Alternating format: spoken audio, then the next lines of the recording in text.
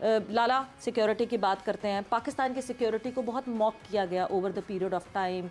इतनी फ़ौज साथ जाती है, टीम के साथ ऐसी सिक्योरिटी जाती है, बड़ा हमारा मजाक उड़ाया गया over the period of time. हमने वो 10 साल बहुत मुश्किल से गुजारे जो 2009 से शुरू हुए, और तब से हमने छोटे छोटे बेबी स्टेप्स लेकर पाकिस्तान में बाकी टीम्स को बुलाना शुरू किया, और अब माशाल्लाह से ऑलमोस्ट सारी टीम्स हमारे मुल्क में आ चुकी हैं।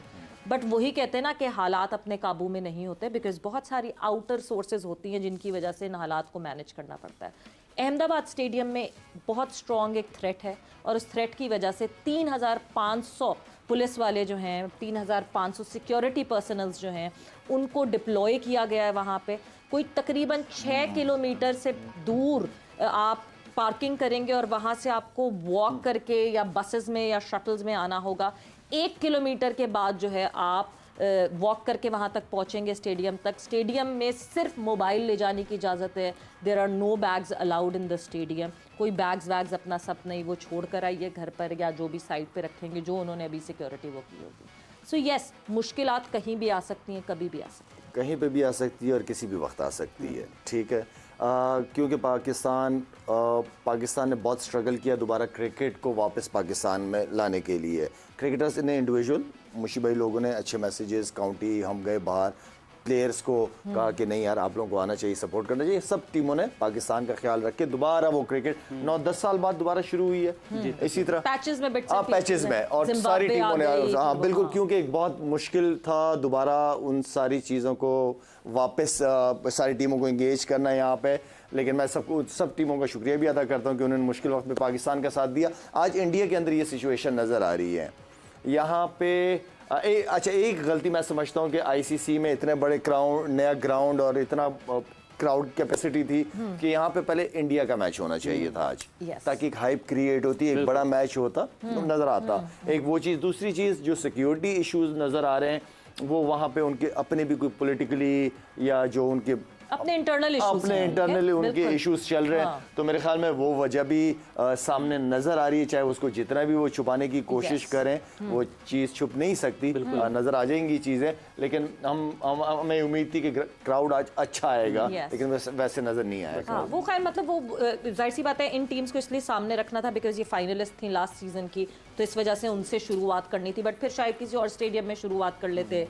जो भी प्लानिंग बेसिकली इस स्टेडियम में आने की वजह ये थी कि ओपनिंग सेरेमनी यहाँ होनी थी, जो कि ओपनिंग सेरेमनी भी 11th आवर पे कैंसिल करनी पड़ी। बड़ी अजीब सी बात थी कि वहाँ पे तो है ही बॉलीवुड और क्रिकेट ही है पूरी दुनिया, और उसके बावजूद नहीं हो सकी ओपनिंग सेरेमनी। तो ये आई थिंक बड़ा सरप्राइजिंग था मेरे लिए। मुशी भाई, एक और चीज़ जो बहुत सरप्राइजिंग है, दैट इज़ ऑब्वियसली हम तो यहाँ बैठे हैं, हमें वीज़ाज़ अभी तक नहीं मिले। वीज़ाज़ क्या नहीं मिले? वीज़ाज़ के डॉक्यूमेंट्स अभी तक सबमिट ही नहीं हुए, क्योंकि अभी तक जो इंडियन हाई कमीशन है उन्होंने कुछ अभी तक इन्फॉर्म नहीं किया है।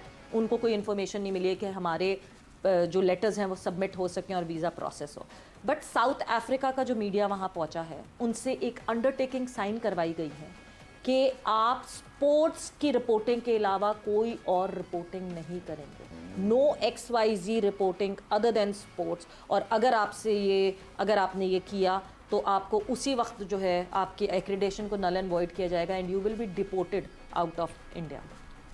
आई थिंक ये देखें ना, सबसे बड़ी बात है कि they are trying to run the show their way, अपना वो कर रहे हैं कि हमारा मुल्क है, आप हमारे मुल्क के तरीके से चलेंगे।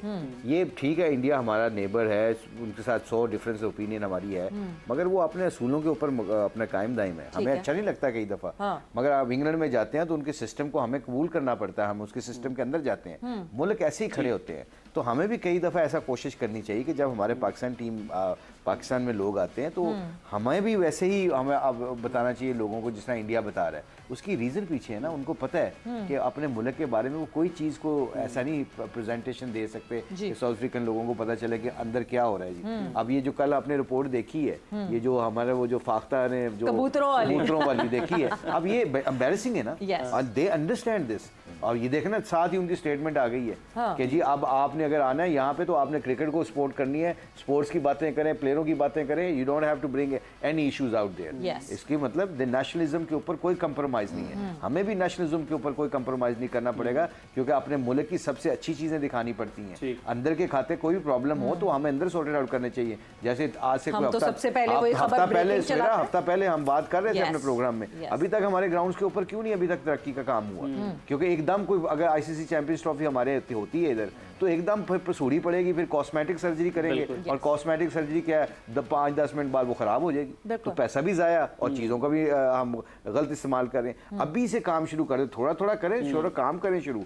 जब तक आप काम नहीं शुरू करेंगे, अपने नेशनलिज्म को ऊपर नहीं लेके आएंगे, तब तक ये जिस शाहिद ने कहा ये प्लेयर बड़ा अच्छा रोल अदा कर रहे हैं। हमारे जितने भी एक्स क्रिकेटर्स हैं they are doing great job, international players के साथ बात कर रहे हैं, कम्युनिकेशन कर रहे हैं। Our countries is safe, look at that north side of Pakistan. Andy Flower PSL में हमारे पास आया तो वो कहता है मैं I want to visit there, मैं जाना चाहता हूं वहां पे, हमारे गोरे जाना चाहते हैं। हमारी सिक्योरिटी एजेंसीज को क्रेडिट देना चाहिए जो सुबह शाम तक बेचारे मेहनत करके उन्होंने पाकिस्तान की नेशनलिज्म को उजागर किया। हमारे एक्स क्रिकेटर्स को देना चाहिए, हमारे मीडिया को क्रेडिट देना चाहिए जिन्होंने अपने नेशनलिज्म को दिखाया। ये छोटी छोटी चीजें होती है जो अपने मुल्क को आप प्रेजेंट। हमारा तो बोर्ड भी जो जर्नलिस्ट आते हैं उनको लेकर जाता है, डिनर्स पे लेकर जाता है। लाला आपने भी बहुत पीएसएल में इंटरनेशनल कोचिंग शायद ने पूरी टीमों में डिनर्स किए हैं। ये आई एम सॉरी शायद मैं ये इसमें पूरी कराची में, हालांकि उस वक्त इतनी सिक्योरिटी थी कि हमारे मुल्तान सुल्तान के नहीं, पेशावर ज़ल्मी के नहीं, सारी टीमें कोटा ग्लेडियर के नहीं, ये शाहिद का ये हॉस्पिटैलिटी जो थी, तो वो कहते हैं यार ये तो सेफ मुल्क है।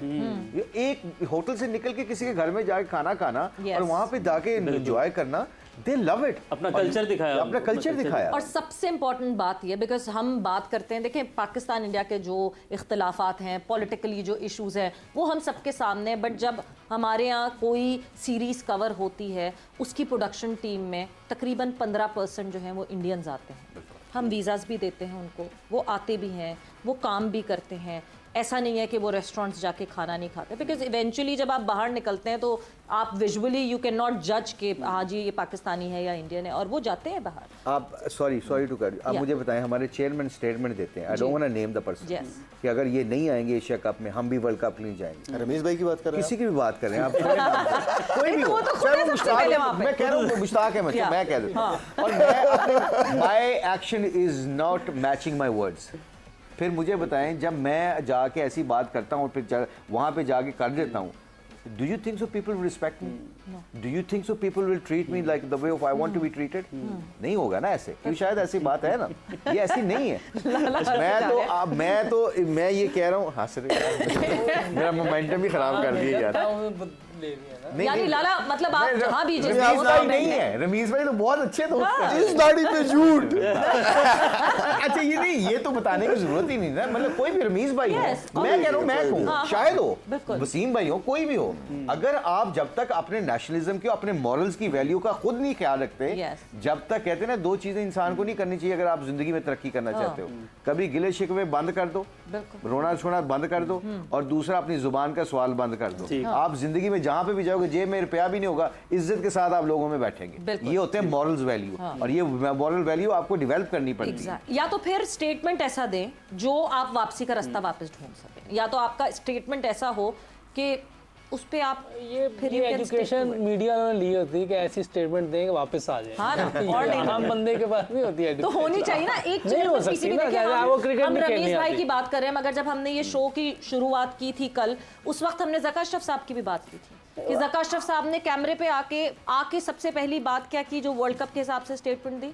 कि मैंने दुश्मन मुल्क भेज दिया लड़कों को। तो आपने भेजा क्यों है अगर दुश्मन मुल्क? कर रहा हूँ कि आम लोग जो है ना, वो ये वाली उनके पास एजुकेशन नहीं होती। अगर मेरे से भी हो जाएगी, शायद मुशी भाई से भी हो जाए, मुशी भाई से नहीं होती। हाँ। इनकी एजुकेशन है आम हमसे हो जाती है, क्योंकि ये इंग्लिश क्रिकेट बोर्ड के सेटअप से ऊपर आए हैं। He has been groomed that way. ये ग्रूमिंग क्यों नहीं होती हमारी? ग्रूमिंग हो जाए तो फिर और बात है, लेकिन ग्रूमिंग नहीं है हमारी मीडिया वाली। मीडिया लोग के पास बशीर मेमन साहब बैठे हुए हैं, इनके पास अब आपकी नजर उनके ऊपर थोड़ी है। जैसा कल यूसुफ ने बड़ा अच्छा कहा था, नहीं आप बड़ा हंसे थे प्लाजा की बात, तो उसने कहा कि flat, how many pitch is flat, तो हाउ मेनी रूम्स, ये थोड़ी सी है हमारे हमें लेनी चाहिए, और मेरा ख्याल है कि स्पोर्ट्स कल्चर में ये ज़रूर होना चाहिए।